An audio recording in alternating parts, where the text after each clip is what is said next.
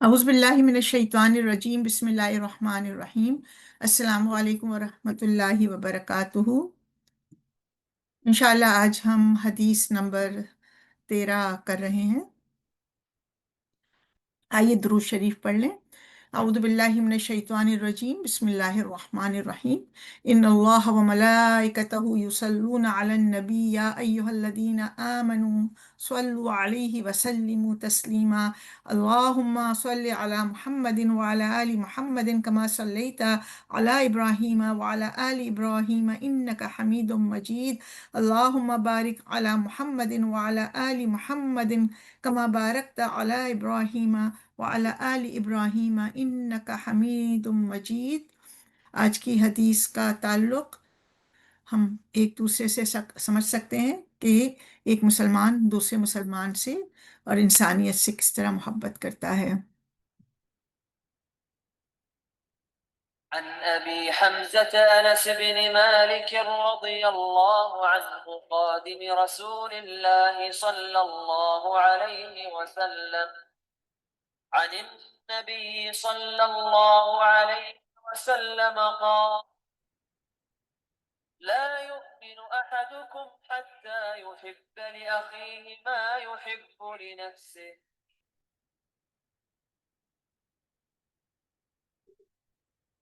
हज़रत अबू हमज़ा अनस बिन मालिक रदी अल्लाह तआला अन्हु से रिवायत है, जो रसूलुल्लाह सल्लल्लाहु अलैहि वसल्लम के खादिम थे, कि आप सल्लल्लाहु अलैहि वसल्लम ने फरमाया, तुम में से कोई शख्स इस वक्त तक मोमिन नहीं हो सकता जब तक कि वो अपने भाई के लिए वही चीज़ पसंद ना करे जो अपने लिए करता है। रिवायत बुखारी और मुस्लिम। ये हदीस मरवी है हज़रत अबू तलहा के सौतेले बेटे। ये मैंने इसलिए कहा कि उनके वालिद जो थे ईमान नहीं लाए थे। तो अनस बिन मालिक जो हज़रत अबू हुरैरा रज़ियल्लाहु ताला अन्हु, उसके बाद हज़रत अब्दुल्ला इब्न उमर रज़ियल्लाहु ताला अन्हु, और उसके बाद ये तीसरे हैं जिनसे सबसे ज़्यादा अहादीस मरवी हैं।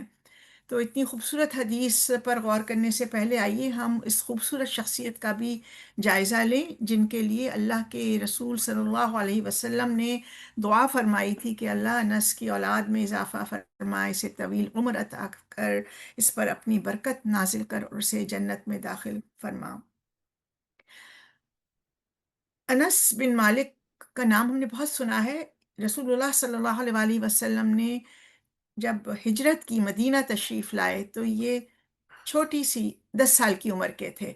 यानी ये मदीना में इनकी पैदाइश हुई है, और रसूलुल्लाह सल्लल्लाहु अलैहि वसल्लम जब मदीना तशरीफ़ लाए हैं तो आपकी उम्र 53 थी।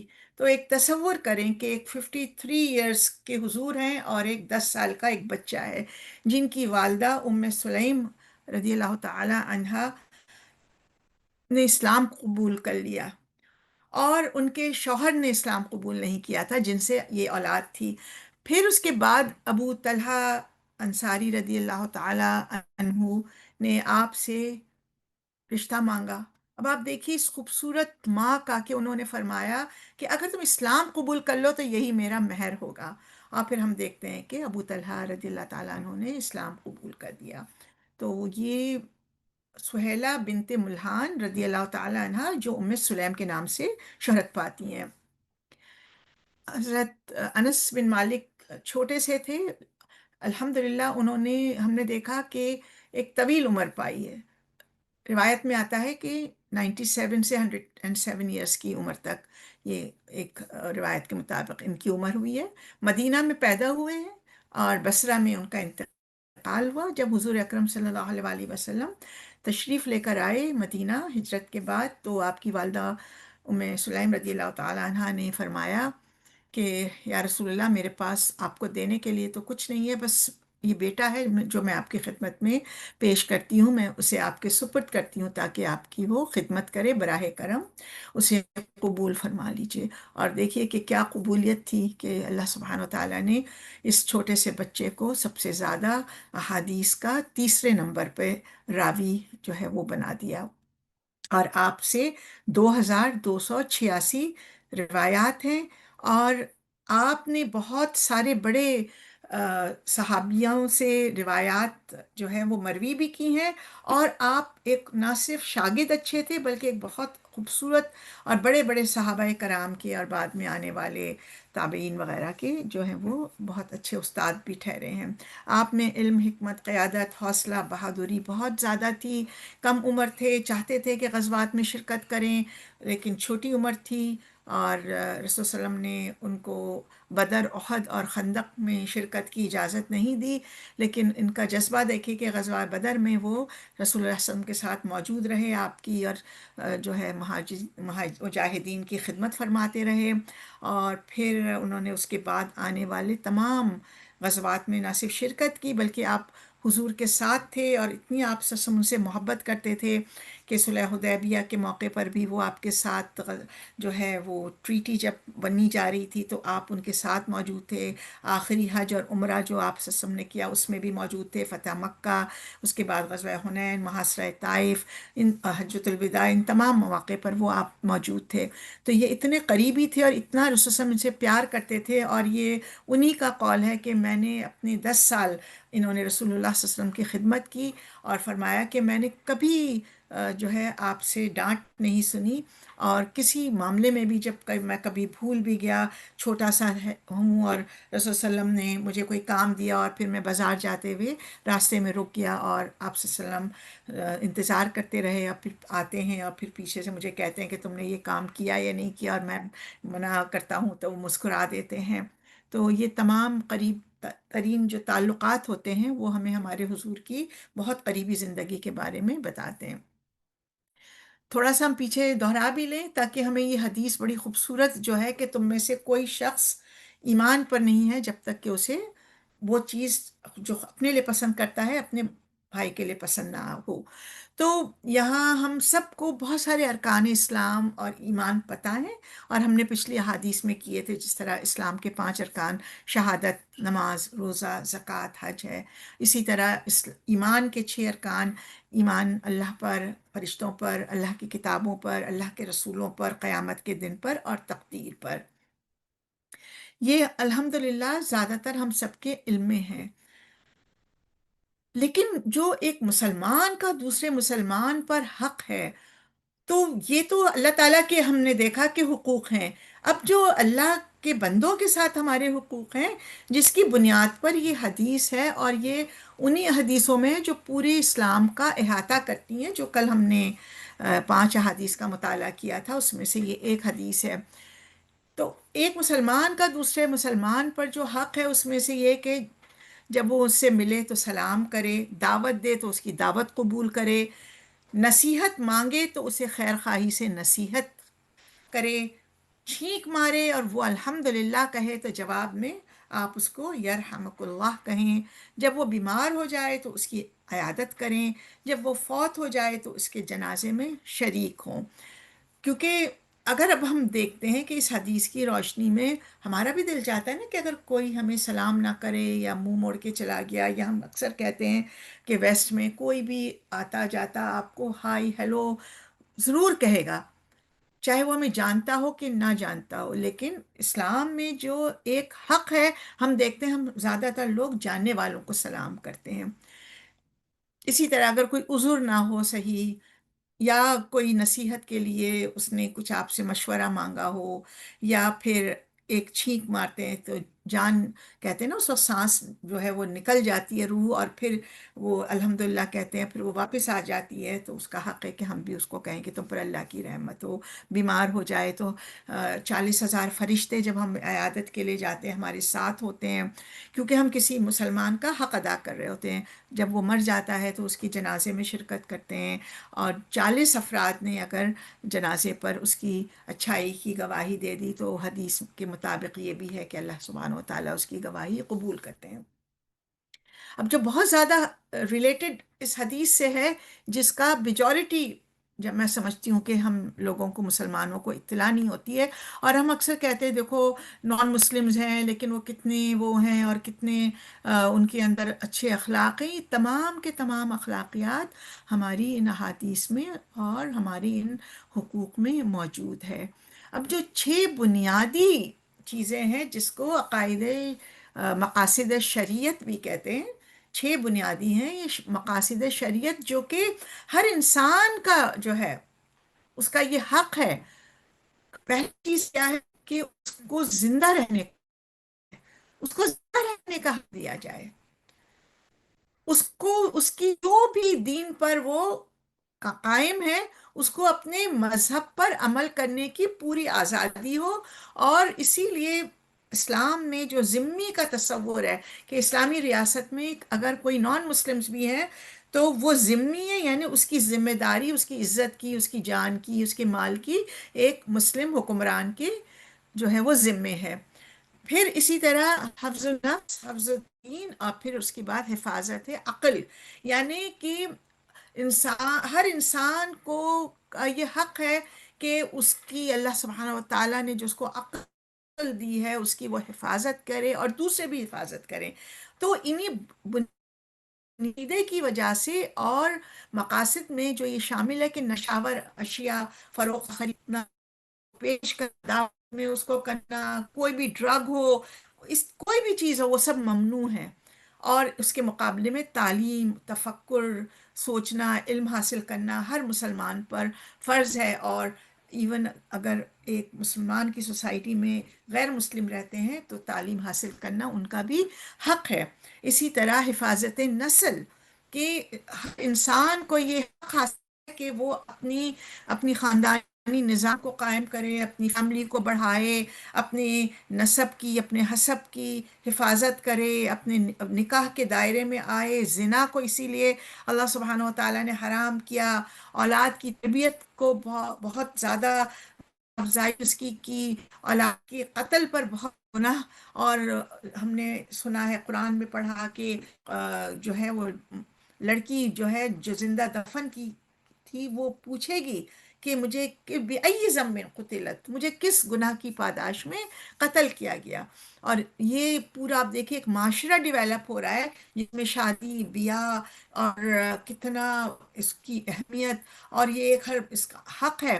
اور کسی کو نسب کے تانے دینا، کسی کو حسب کے تانے دینا، یا نکاح کو ایک اور حدیث میں آتا ہے کہ ایک زمانہ آئے گا کہ مشکل کر دیا جائے گا اور زنا آسان کر دیا جائے گا، اور آج ہم وہ سب دیکھتے ہیں۔ اور پھر جب فساد ہے تو پھر ہم ویسٹ کی طرف دیکھتے ہیں کہ دیکھیں انہوں نے کتنی ترقی کی۔ تو یہ ایک پوری سوسائٹی کے لیے مقاصد شریعت۔ پھر اگلی چیز آتی ہے حفاظت مال، کہ اپنی آپ کی نہ صرف املاک کی، پراپرٹی کی، ویلتھ کی، منی کی، مٹیریل کی، جس چیز کی ہے اس کی حفاظت مال، یہ ہر ایک کا حق ہے کہ ایک اسلامی ریاست میں اس کے مال کو محفوظ رکھا جائے۔ چوری کرنا، اس لحاظ سے دھوکہ دینا، ظلم کرنا، یہ تمام چیزیں ممنوع ہے، حرام ہے۔ آپ نے دیکھا کہ کتنا آیا، یعنی دھوکے پر بھی حدیث ہے، من غشہ فلیسا منا، جو دھوکہ دے وہ ہم میں سے نہیں۔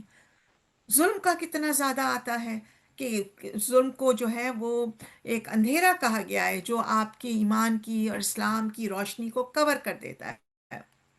اور اس کے مقابلے میں ہم دیکھیں کہ تجارت کو، کہ اس میں بھی آنیسٹی ہو، لین دین ہو، اس کے بارے میں بھی ہم نے پچھلی حدیث میں پڑھا، صدقہ دینا، کہ جتنا زیادہ آپ دیکھیں کہ حق ہے کہ آپ کوئی اچھا کام کریں تو آپ کے اچھے کام کی وجہ سے دوسروں کی مدد ہو۔ آپ اپنی کوئی ضرورت پوری کرنے کے لیے کچھ خرچ کرنا چاہیں کیونکہ آپ کو لگتا ہے کہ میں نے کسی کی ضرورت پوری کی، تو یہاں بھی دیکھیے کہ اللہ تعالیٰ اپنے لیے کچھ نہیں مانگ رہا ہے، صدقے کی ترغیب دے رہا ہے۔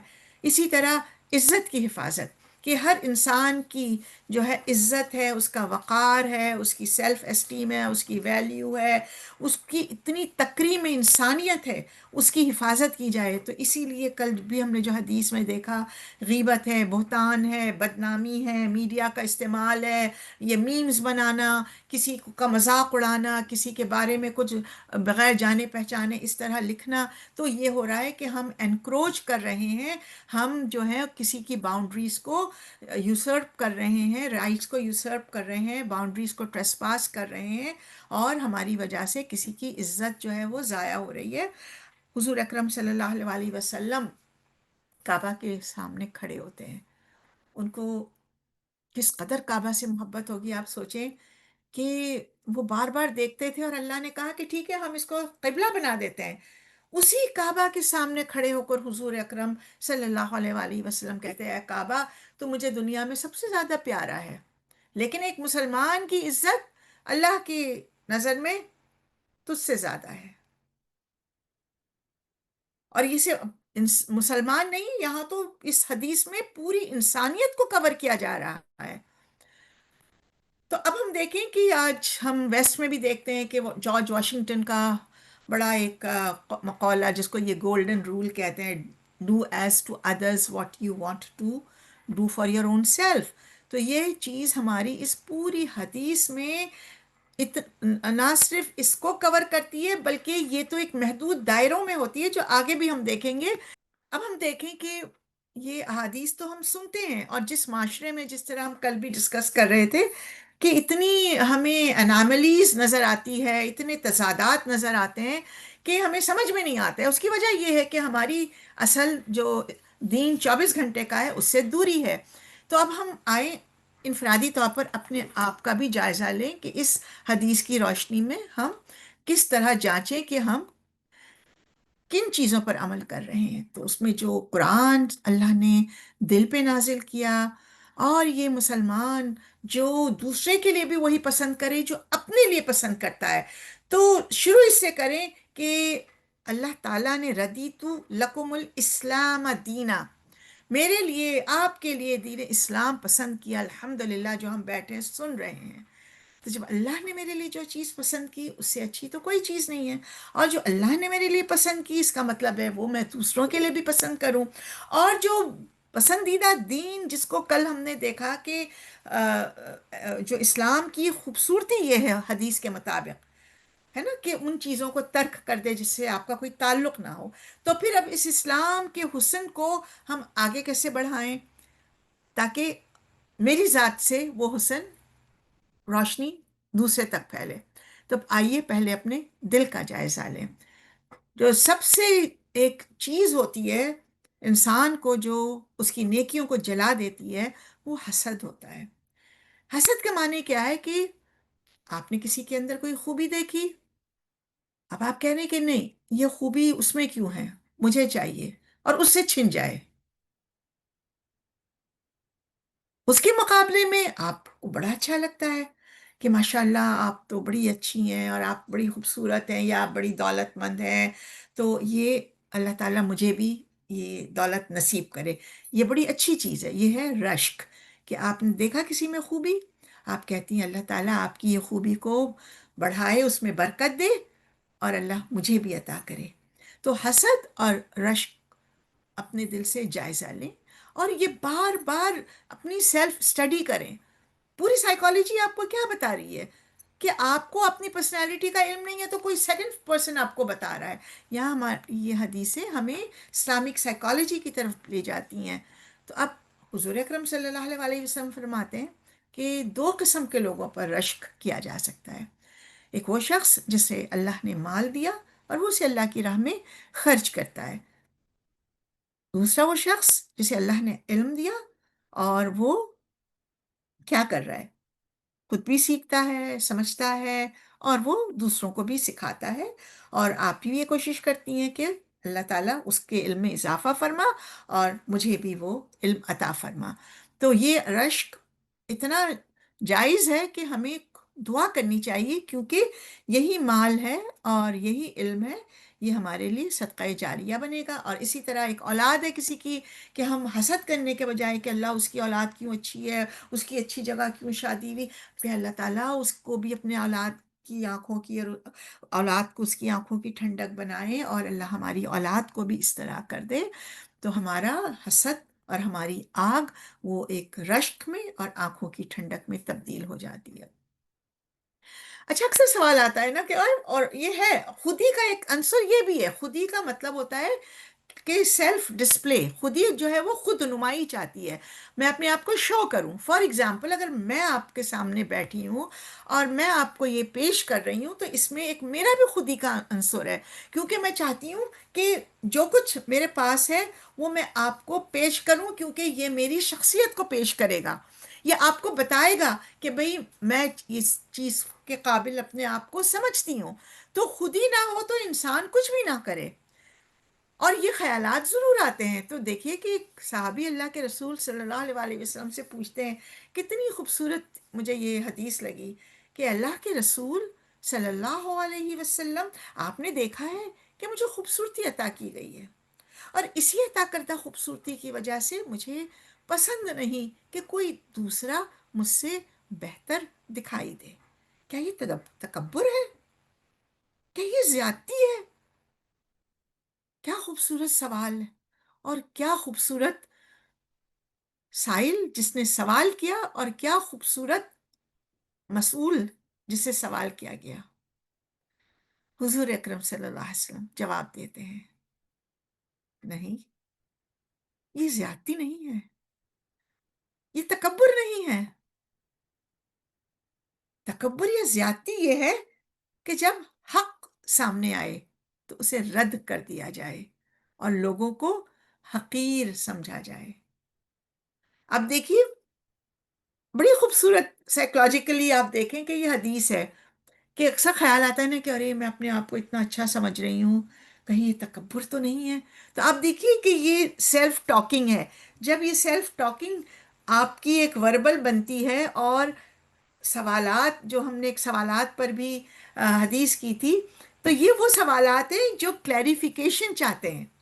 یہ نہیں چاہتے ہیں کہ انڈورسمنٹ ہو، کہ میں نہیں سمجھتی ہوں، ہاں ٹھیک ہے، میں اچھی ہوں، میں بڑی ہوں، ہاں لوگ سمجھتے ہیں میں ایروگنٹ ہے تو ہے، کوئی بری بات نہیں ہے. نہیں، یہ سوال وہ ہے جس میں اپنا سیلف انالیسس ہو رہا ہے، اور میرے اندر جو یہ خیال ہے، اور مجھے اللہ سے حیا ہے، جو کل ہم نے حدیث میں سنا تھا کہ اللہ تعالیٰ میرے اندر کے خیالات کو بھی جانتا ہے، تو میں اس کو کلیریفائی کر لوں.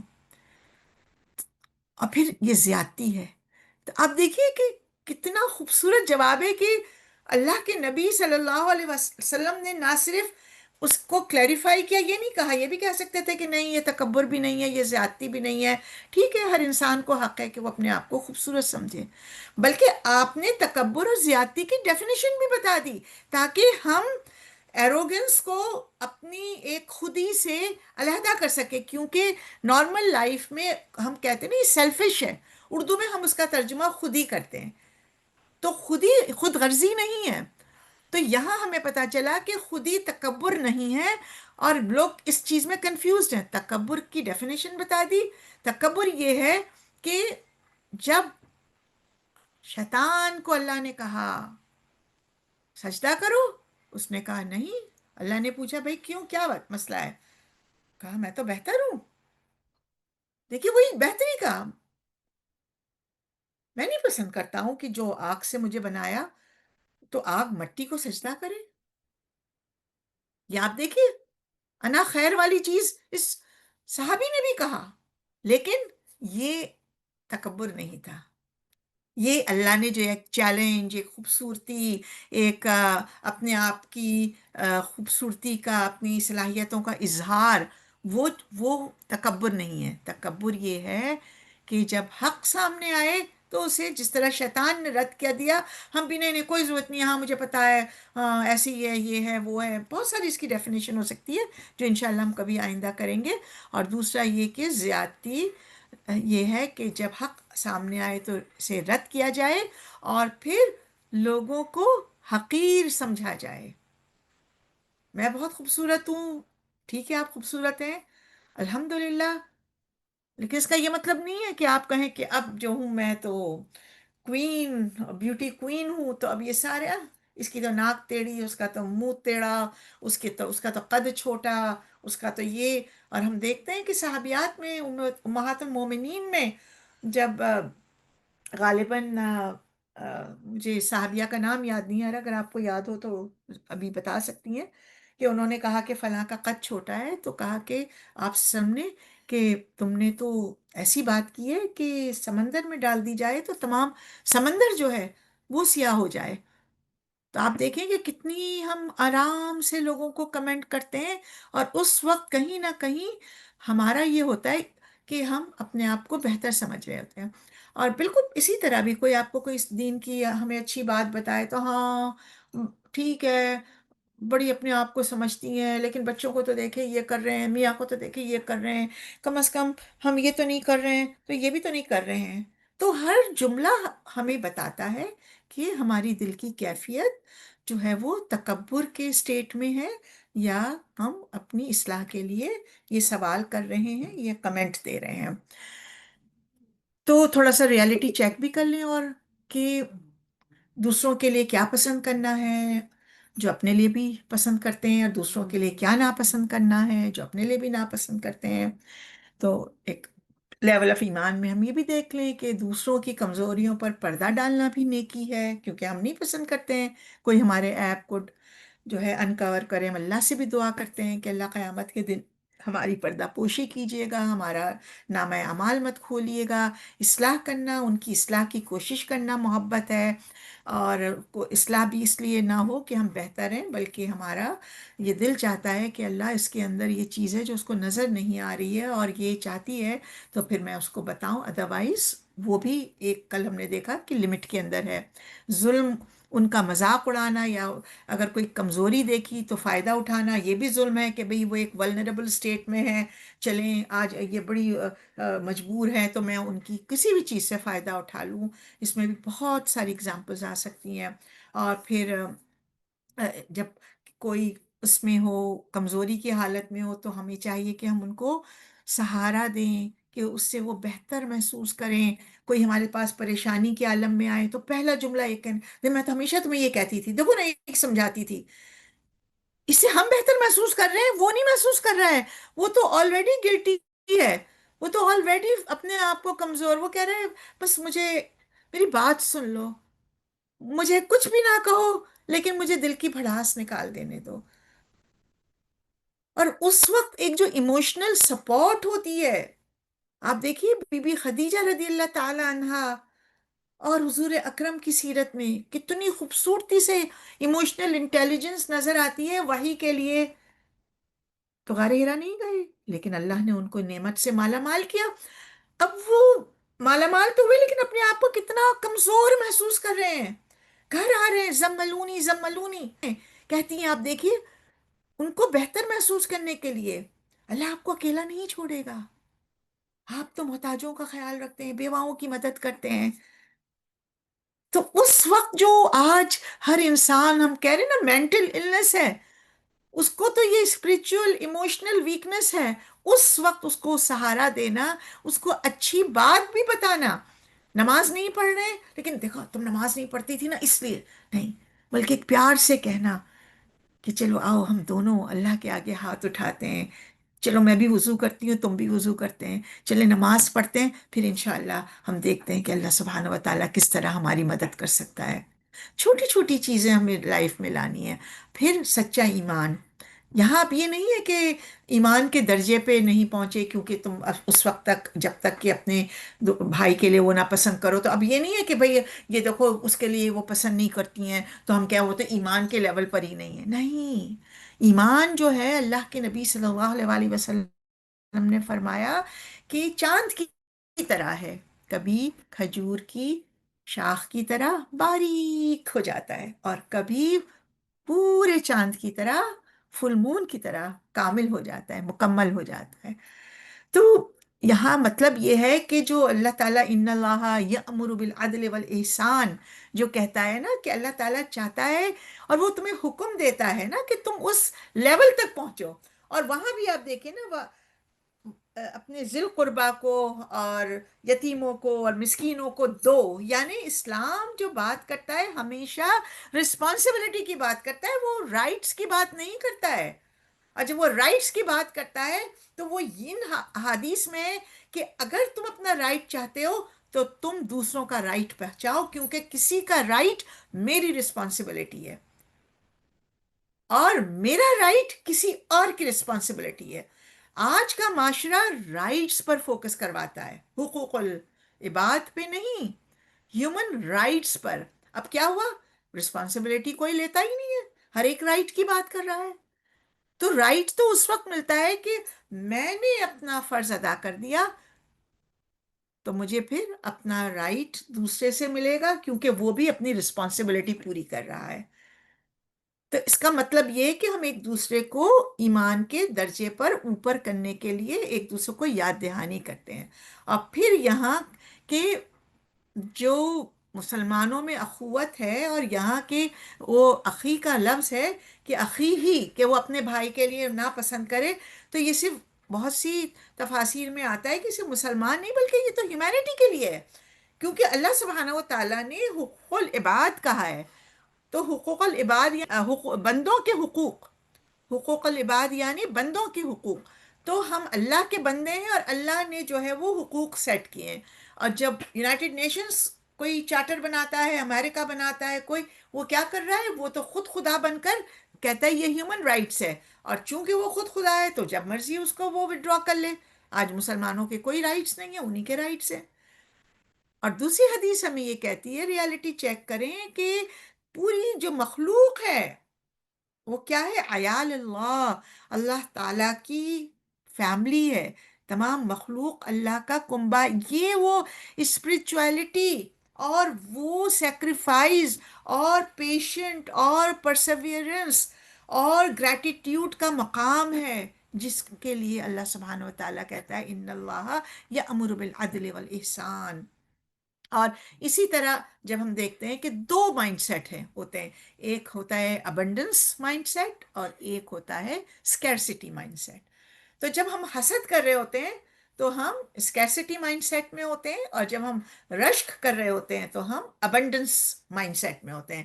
اور جب ہم کہتے ہیں کہ اللہ آپ کو بھی دے، اور اللہ نے آپ کو دیا، اللہ مجھے بھی عطا کرے، اللہ آپ کو بڑھا دے، تو پھر ہم اللہ کو رزاق مانتے ہیں کہ اللہ تعالیٰ کی عطا لامحدود ہے. اللہ تعالیٰ باسط ہے، اس کے پاس تو اتنی ایکسپینشن ہے کہ وہ جسے چاہے دے، اور اتنا خزانہ ہے کہ وہ جتنا چاہے کسی کے لیے پھیلا دے، اور جس سے چاہے وہ لے لے.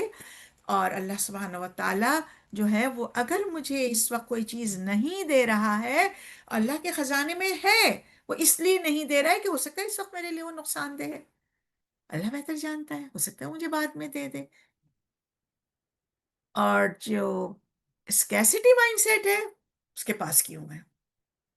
مجھے سب کچھ چاہیے، وہ میرا حصہ لے رہی ہے، یہ تو میرے پاس ہونا چاہیے تھا، اس کو کیوں مل گیا؟ تو یہاں سے پھر ایک، اللہ کہتا ہے نا فزادہم اللہ مرضا، یہ دلوں کے امراض ہیں، یہ سائیکولوجیکل ڈیزیزز ہیں. یہ جو آج مینٹل النس ہے، یہ تو آپ کی مینٹل نہیں، یہ تو ہارٹ کے النسز ہیں.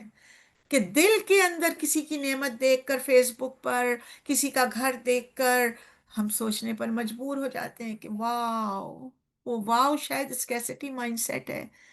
اور اس وقت آپ دیکھیے اتنے اتنے خواتین میرے پاس خود آتی ہیں، بتاتی ہیں کہ وہ حسد میں اور مایوسی میں اور بے چینی میں یا تو خود مبتلا ہیں یا ان کو نظر لگ گئی ہے. اور پھر جب میں ان کی فیس بک کا جائزہ لیتی ہوں تو میں کہتی ہوں یہ تو آپ خود رسپانسبل ہیں، ہر چیز کی آپ فوٹو ڈال رہی ہیں. تو آپ کو نہیں پتا کسی کے پاس اولاد ہے اور وہ آپ کی اولاد سے حسد کرے. آپ کو نہیں پتا کوئی بے اولاد ہے، اس کے دل میں ایک آہ نکلے کہ میں یہ انجوائے کیوں نہیں کر پا رہی ہوں. ہر نعمت کو اس طرح دیکھ لیں، اور پھر ہم دیکھیں کہ ہم میڈیا کو اچھائی کے بجائے برائی کے لیے کیوں استعمال کر رہے ہیں، جبکہ یہ میڈیا ہے جس کی وجہ سے میں اور آپ یہاں بیٹھے ہیں، اور اس میں کتنی پاور ہے. اور پھر سیلف اکاؤنٹیبلٹی، کہ اپنے آپ کا محاسبہ، کہ میں جو اپنی بھائی بہن یا انسانیت کے بارے میں جو میں فیل کر رہی ہوں، کسی وائی نو وائی. میں اپنے بچوں کو بھی یہی سکھاتی ہوں کہ آپ کہیں کہ why am I doing what am I am doing, what I am I feeling, why I am feeling that, what I am thinking, why I am thinking. تو جب آپ یہ واٹ اور وائی کرتے ہیں نا، اور خاص کر وائی کرتے ہیں، why am I thinking what I am thinking, why am I feeling what I am feeling, اس کو لکھیں.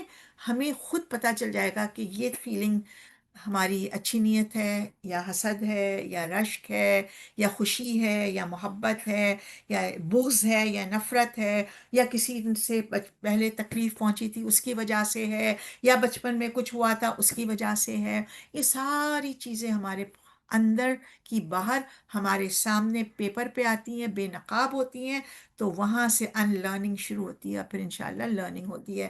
اور اس میں آپ دیکھیں امام شافعی کا بڑا خوبصورت قول ہے کہ میں چاہتا ہوں کہ لوگ علم حاصل کریں اور اس میں میری طرف سے کوئی نسبت نہ ہو، یعنی یہ نہیں کہ بھئی یہ تو میں نے امام شافعی سے سیکھا، یہ تو میں نے امین امرات سے سیکھا، میں کہوں دیکھو یہ تو میں نے ان سکھایا ہے تو آج ان کو پتا ہے ورنہ ان کو کچھ پتا نہیں ہوتا، نہیں، علم تو بانٹنے کی چیز ہے، اور یہ وہ چیز ہے جو ہمیں آگے صدقہ جاریہ بھی بنے گی، اور یہ اللہ کی دین ہے، اور اس نے کس کو کس چیز کے لیے منتخب کیا یہ اس کی شان ہے، اور وہ اپنی شان اور وہ اپنی نعمت اور وہ اپنا فضل جس پہ چاہے نچھاور کرے۔ اور اسی لیے اللہ کے نبی صلی اللہ علیہ وسلم فرماتے تھے کہ اللہ تعالیٰ سے اس کا فضل مانگو۔ فضل کا کیا ہے؟ ہم اردو میں کہتے ہیں نا فضول، فضل جو ہے وہ ایکسٹرا ہے، جو کچھ ہم کرتے ہیں اس کی وجہ سے ہمیں ریوارڈ نہیں مل رہا ہے، گو کہ عمل کرنا ہی اصل میں اللہ سبحانہ و تعالیٰ نے کہا ہے نا کہ جو ہے لیس للانسان الا ما سعی، لیکن اگر میرا عمل اچھا اور برا ایکول ہو گیا، مجھے تو نہیں پتا نا، یا اگر میرا برا عمل اچھے عمل سے زیادہ بڑھ گیا، یا اگر میرا اچھا عمل برے عمل سے تھوڑا زیادہ ہے یا ایکول ہے اور میں عراف میں ہوں، تو مجھے تو نہیں پتا کہ ہم کہاں ہوں گے۔ رسول اللہ صلی اللہ علیہ وآلہ وسلم نے انس رضی اللہ تعالیٰ عنہ سے فرمایا، ان کے غلام تھے، بیٹے تھے، پیارے گھر میں رہتے تھے، چھوٹے سے 10 سال کے ہیں، جب آپ سے علیحدہ 20 سال کے تھے، اور فرماتے ہیں کیونکہ آپ صلی اللہ علیہ وسلم 10 سال اس کے بعد زندہ رہے ہیں نا، پھر آپ صلی اللہ علیہ وسلم کا انتقال ہو گیا تھا ہجرت کے 11ویں سال۔ تو اے میرے بیٹے، اگر تم صبح اور شام اس حال میں گزار سکو کہ تمہارے دل میں کسی انسان کے لیے کوئی بغض نہ ہو تو ایسا ضرور کرو۔ اے بیٹے، یہ میری سنت ہے، اور جو میری سنت پر عمل کرے وہ مجھ سے محبت کرتا ہے، اور جو مجھ سے محبت کرتا ہے وہ جنت میں میرے ساتھ ہوگا۔ جب اپنے گھر والوں کے پاس جاؤ تو انہیں سلام کرو، کیونکہ یہ تمہارے اور تمہارے گھر والوں کے لیے برکت کا باعث ہوگا۔ اللہ ہم سب کو ان سنتوں پر عمل کرنے کی توفیق عطا فرما۔ اے اللہ، اے ہمارے رب، ہمارے دلوں میں ایمان والوں کے لیے کوئی کینہ، کوئی بغض نہ رکھ۔ اے ہمارے رب، بے شک تو بڑا مہربان، تو بڑا رحیم ہے۔ ربنا لا تجعل فی قلوبنا غلا للذین آمنوا ربنا انک رؤوف الرحیم۔ وآخر الدعوانا ان الحمد للہ رب العالمین۔ السلام علیکم ورحمۃ اللہ وبرکاتہ۔